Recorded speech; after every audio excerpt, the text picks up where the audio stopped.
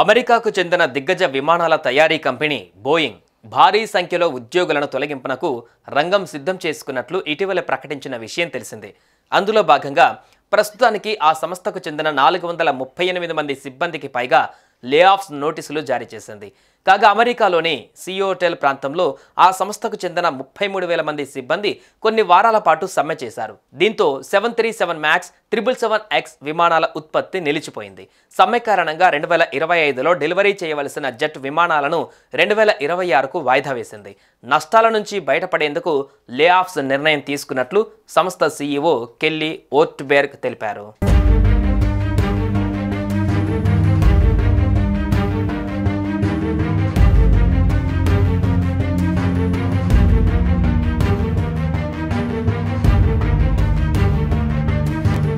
ఉద్యోగులు కార్మికుల సమ్మెతో వాటిల్లిన నష్టాన్ని పూడ్చుకునేందుకు ప్రముఖ విమానాల తయారీ సంస్థ బోయింగ్ పెద్ద సంఖ్యలో సిబ్బందికి షాక్ ఇచ్చింది.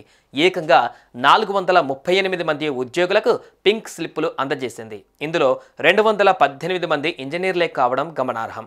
కంపెనీలోని టెక్నికల్ యూనిట్కు చెందిన పలువురు సాంకేతిక నిపుణులను తొలగిస్తోంది. ఇందులో అర్హత కలిగిన ఉద్యోగులకు 3 నెలల వరకు వివిధ ప్రయోజనాలు కల్పించినట్లుగా కంపెనీ పేర్కొంది.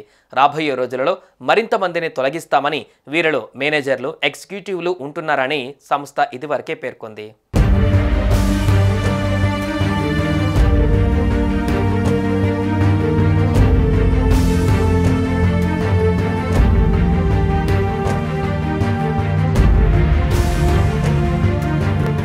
అమెరికాలోని సియోటెల్ ఏరియాలో ఉన్న బోయింగ్ కంపెనీలో సుమారు 33,000 మంది కార్మికులు వారాల కొద్దీ సమ్మె చేశారు. దీంతో 737 మ్యాక్స్ 767 777 జెట్ల ఉత్పత్తికి అంతరాయం ఏర్పడింది.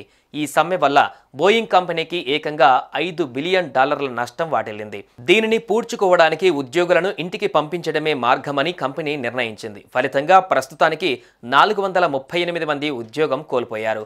రాబోయే రోజులలో మరింత మందిని ఇంటికి పంపించేందుకు బోయింగ్ కంపెనీ ప్రయత్నిస్తున్నట్లు సమాచారం. సంస్థ సిబ్బందిలో సుమారు 10% సిబ్బందిని తొలగిస్తామని బోయింగ్ ఇదివరకే ప్రకటించింది. దీంతో మరిన్ని ఉద్యోగాలు ఊడిపోతాయోనన్న ఆందోళన సైతం బోయింగ్ ఎంప్లాయీస్లలో నెలకొంది.